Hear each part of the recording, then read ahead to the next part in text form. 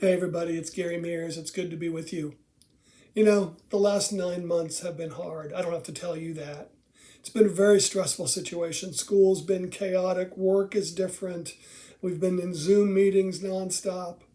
And I really miss being together, and perhaps you do too. So what I thought I would do is create a series of videos, a series of messages that I could post here on this YouTube channel. I'm hoping these messages will provide some encouragement to you, maybe even give you some knowledge. But more than anything, I'm hoping that we can create some dialogue. If you watch this video and you want to make a comment or two, please do so. You can do so through this YouTube channel. You can do so through Faith Chapel's Facebook page, or if you want to message me privately through email or through Facebook Messenger, you can do that as well. As these videos come out every Wednesday, I'll send alerts out. But if you subscribe to this YouTube channel, and when you do so, click on the little bell icon and click on all, then you'll get alerts when these new videos are posted. So let's talk about Faith Chapel. Lisa and I arrived here in Lucketts in the summer of 2017, a couple years after Faith Chapel Presbyterian Church had closed. We've done a number of things, but lately what we are known for most is our food pantry, especially during the time of this pandemic where the demand and need for food has absolutely skyrocketed. So why a food pantry? Well, it's what we're called to do, and because we can. There's a story in Matthew chapter 14 about an enormous crowd who had gathered around Jesus to hear his teachings. It says Jesus saw the crowd and he had compassion for them, and he taught them and he healed their sick. As evening came, the disciples came to Jesus and said, this is a remote place. We need to send these people away so they can go to the nearby towns and villages to buy food. Jesus looked at them and said, they don't need to go away. You give them something to eat. And while they started with only a few loaves of bread and 2 fish, there was enough food to feed all 5,000 men and the women and the children who were there. Miraculously, there was enough food for everybody and even quite a bit left over. And there are many other teachings in the Gospels from Jesus about our need to feed the hungry, to clothe the naked, to welcome the stranger.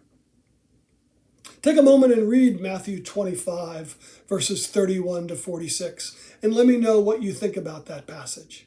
If you don't have a Bible, go to BibleGateway.com, and they have every Bible version and interpretation that you might want. In Luke chapter 10, there's another story about Jesus' teaching, and he gets confronted by a lawyer who says to him, "Teacher, what must I do to inherit eternal life?" Jesus said to the man, "What's written in the law? How do you read it?" And the lawyer said, "You shall love the Lord your God with all your heart, with all your soul, with all your strength, with all your mind, and love your neighbor as yourself." We think of this as Jesus' teaching, but the man was quoting from the Torah, from the Hebrew Bible, from Deuteronomy chapter 6. Jesus replied to the man, "You've given the right answer. Do this and you will live. Love your neighbor as yourself. Love your neighbor as yourself." That's a pretty high bar, and we fall short all the time, yet that's what we're called to do. Not to earn points with God, but because we're grateful and because we have faith and because we're called to act upon that faith. The lawyer asked Jesus, "What must I do to inherit eternal life?" Jesus said to him, "Love the Lord with everything you have and love your neighbor as yourself." Then Jesus said, "Do this and you will live." It's more than a promise of eternal life. It's not about sacrificing now so you can earn eternal life later.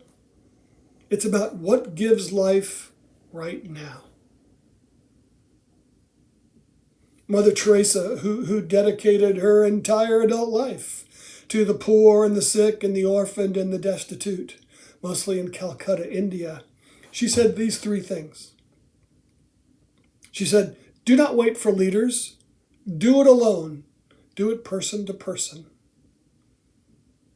She said, if you can't feed 100 people, then feed just one. And thirdly, and I love this, if we have no peace, it's because we have forgotten that we belong to each other. I can't say it any better than that.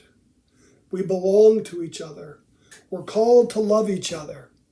Let us seek to be God's hands and feet to brighten our little corner of the world, because we belong to each other. Reach out to me. Let me know what you think about these last few minutes and what I've said. I'd love to hear from you. And if you have some time, subscribe to the YouTube channel. And again, click on the bell and click on all so you'll get the alerts every week when I put out these videos as a reminder to you. Have a great day. Have a great week. It's been good to spend these few minutes together. See you later.